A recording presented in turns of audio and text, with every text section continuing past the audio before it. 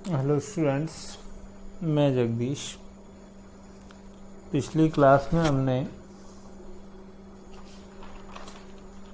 1,1,2 ट्राइब्रोमोएथेन और ethyl acetate के NMR spectra के बारे में चर्चा की थी।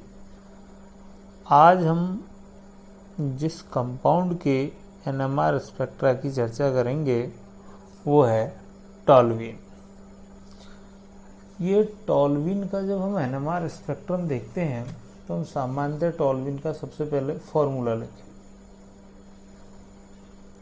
तो ये हो गया टॉल्यूइन का फॉर्मूला। टॉल्यूइन या कहें मेथिल बेंजीन। अब ये जो टॉल्यूइन है, इस टॉल्यूइन में दो प्रकार के प्रोटॉन उपस्थित होते हैं। कितने प्रकार के प्रोटॉन उपस्थित हैं? दो प्रकार के। एक तो इस फेनिल समूह के प्रोटॉन और एक इस मेथिल समूह के प्रोटॉन। अर्थात हम ये कहें कि ये जो टॉल्यूइन है ये दो NMR सिग्नल प्रदर्शित करता है। कितने NMR सिग्नल प्रदर्शित करता है? दो। मान लीजिए इसको हम कहें A सेट और इसको कहें B सेट। अब इसमें हम यदि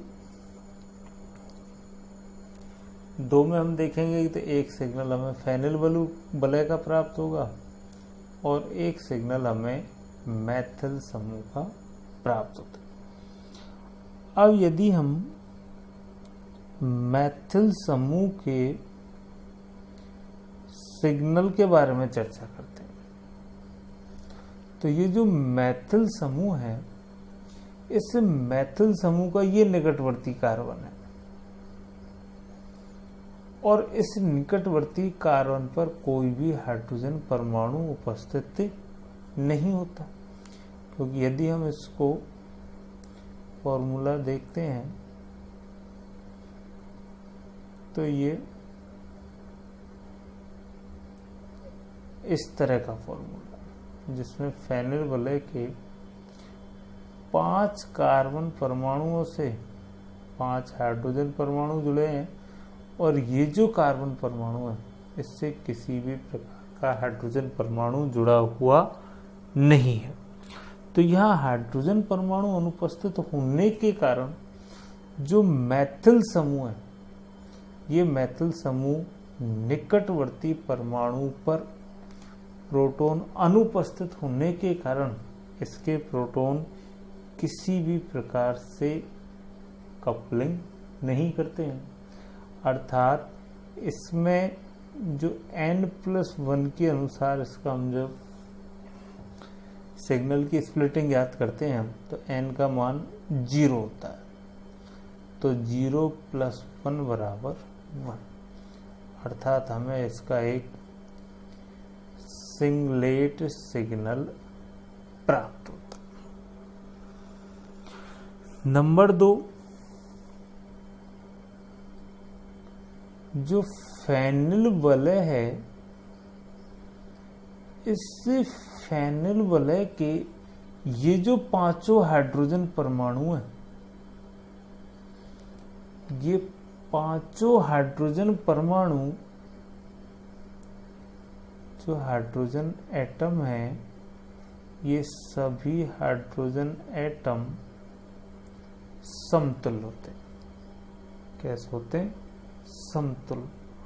और इनके समतुल्य होने के कारण ये फेनिल वलय केवल एक ही सिग्नल प्रदर्शित करता है। अर्थात इस फेनिल वलय का सिग्नल भी हमें सिंगलेट के रूप में ही प्राप्त होता है। किस रूप में प्राप्त होता है? सिंगलेट के रूप में। अब ये जो फेनिल वलय के पाई इलेक्ट्रॉन, ये पाई इलेक्ट्रॉन मैग्नेटिक फील्ड की उपस्थिति में एक रिंग करंट उत्पन्न करते हैं और यह उत्पन्न होने वाला ring current applied magnetic field की दिशा में ही कार्य करता है कि जिस दिशा से हम इस टॉल्यूइन पर मैग्नेटिक फील्ड लगाते हैं वो उस लगाने वाले मैग्नेटिक फील्ड को रीइंफोर्स करता है, उसके मान में वृद्धि करता है। और जब हमें पता है कि इंड्यूस्ड मैग्नेटिक फील्ड जब अप्लाइड मैग्नेटिक फील्ड को रीइंफोर्स करता है तो उन प्रोटॉनों की डीशील्डिंग हो जाती है, अर्थात उन प्रोटॉनों का जो एनएमआर सिग्नल है वो एनएमआर सिग्नल हमें डाउन फील्ड में प्राप्त होता है। अर्थात ये जो फेनिल वलय का सिग्नल है ये तो हमें कहाँ प्राप्त होगा, डाउन फील्ड में, और मैथिल समूह का सिग्नल हमें अप फील्ड में प्राप्त होता है। कहाँ प्राप्त होता है, अप फील्ड में। अब यदि हम इसका एनएमआर स्पेक्ट्रम देखते हैं तो इस टॉल्यूइन में ये जो मैथिल समूह था जिसको हमने कहा था कि इसका सिग्नल अप फील्ड में प्राप्त होता है, तो ये हमें इसका सिग्नल प्राप्त हुआ मैथिल समूह का एक सिंगलेट। और फेनिल वलय का जो सिग्नल है वो हमें कहाँ प्राप्त होता है, डाउन फील्ड में प्राप्त होता है। और ये जो फेनिल वलय का सिग्नल है ये हमें 7 ppm पर प्राप्त होता है, अर्थात इसकी डेल्टा का मान कितना होता है, 7। और जो मैथिल समूह का सिग्नल है इसकी डेल्टा का मान होता है 2.2 ppm, अर्थात ये हमें फील्ड में प्राप्त होता है और यह फेनिल वलय का सिग्नल हमें डाउन फील्ड में प्राप्त होता है।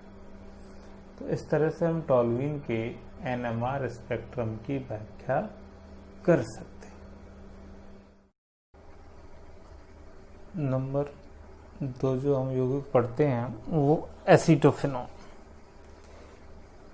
एसीटोफिनोन का फॉर्मूला है C6H5 C double bond O CH3, या फिर हम इस तरह से इसको लिखें एसीटोफिनोन। अब ये जो एसीटोफिनोन है ये 2 एनएमआर सिग्नल प्रदर्शित करता है। क्यों करता है, क्योंकि इस एसीटोफिनोन में, ये हम सामान्यतः बात कर रहे हैं कि सामान्यतः 2 एनएमआर स्पेक्ट्रम प्रदर्शित करता है, क्योंकि एसीटोफिनोन में 2 प्रकार के प्रोटॉन उपस्थित होते हैं, तो ये 2 एनएमआर सिग्नल प्रदर्शित करता है। एक मैथिल समूह के प्रोटॉन और नंबर 2 बी फेनिल समूह के प्रोटॉन। अब यदि हम एक नंबर 1 की चर्चा करते हैं, मैथिल समूह का जो सिग्नल है ये इस मैथिल समूह के निकट में जो परमाणु है कार्बोनिल का समूह का कार्बन परमाणु, इस पर किसी भी प्रकार का हाइड्रोजन परमाणु उपस्थित नहीं होता है, अर्थात इस मैथिल समूह का सिग्नल हमें सिंगलेट के रूप में प्राप्त होता है। किसके रूप में प्राप्त होता है, सिंगलेट के रूप में। नंबर 2 जो फेनिल समूह है, इस फेनिल समूह का जो सिग्नल है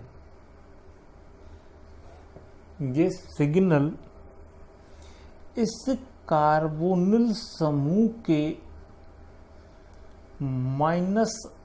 -I प्रभाव के कारण, -m प्रभाव के कारण, मीजोमेरिक प्रभाव के कारण इस फेनल समूह के जो ऑर्थो, मेटा और पैरा हाइड्रोजन परमाणु हैं, इन तीनों हाइड्रोजन परमाणुओं की प्रकृति अलग अलग हो जाती है। और प्रकृति अलग अलग होने के कारण ये ऑर्थो मेटा से, मेटा पैरा और ऑर्थो से आपस में एक दूसरे के साथ कपलिंग कर लेते। इसलिए ऑर्थो, मेटा और पैरा तीनों ही स्थितियों पर जो हाइड्रोजन परमाणु जुड़े होते हैं, ये हाइड्रोजन परमाणु अपने अलग अलग सिग्नल देते हैं। और तीनों जो हाइड्रोजन परमाणु हैं, इनके सिग्नल हमें डबलेट डबलेट के रूप में प्राप्त होते हैं। लेकिन यदि हम देखते हैं तो इन ऑर्थो, मेटा और पैरा के जो डबलेट सिग्नल हैं, इन डबलेट सिग्नलों में डेल्टा का मान लगभग समान होता है। जैसे ऑर्थो की डेल्टा का मान 7.85 ppm होता है, मेटा प्रोटॉन की जो डेल्टा की वैल्यू है वो 7.40 ppm होती है, और पैरा की जो प्रोटॉन है उनकी डेल्टा का मान 7.30 ppm होता है। तो इनके डेल्टा का मान लगभग समान होने के कारण, या कि इनमें बहुत कम अंतर होने के कारण, इनके जो सिग्नल हैं वो हमें एक मल्टीप्लेट के रूप में दिखाई देते हैं। अब ये जो एसीटोफिनोन है, इससे एसीटोफिनोन में जो एरोमेटिक वलय के पाई इलेक्ट्रॉन, ये जो एरोमेटिक वलय के पाई इलेक्ट्रॉन हैं, इन पाई इलेक्ट्रॉनों के चक्रण से जो रिंग करंट उत्पन्न होता है, उस रिंग करंट के कारण फेनिल वलय के सिग्नल, या कहें फेनिल वलय से जुड़ने वाले जो प्रोटॉन हैं, उन प्रोटॉनों के सिग्नल हमें अत्यधिक डाउन फील्ड में प्राप्त होते।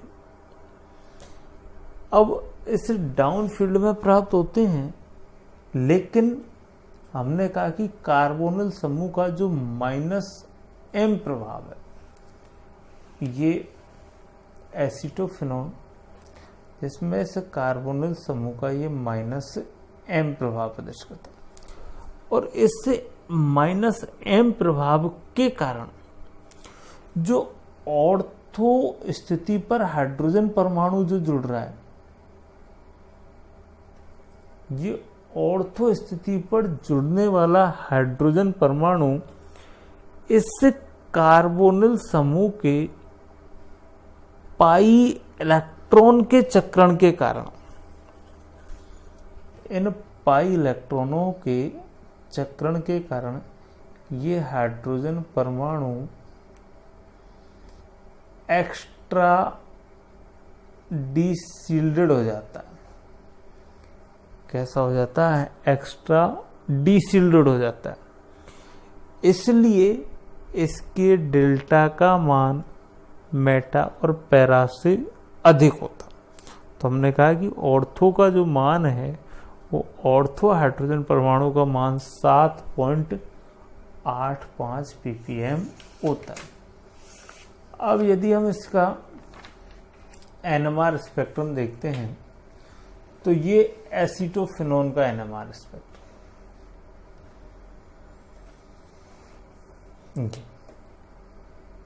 अब इस एसीटोफिनोन के NMR स्पेक्ट्रम को यदि हम देखें तो जो मैथिल समूह है, इस मैथिल समूह का सिग्नल हमें सिंगलेट के रूप में प्राप्त होता है।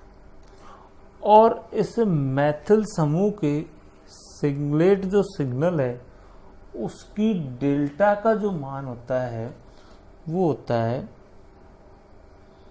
2.1 ppm।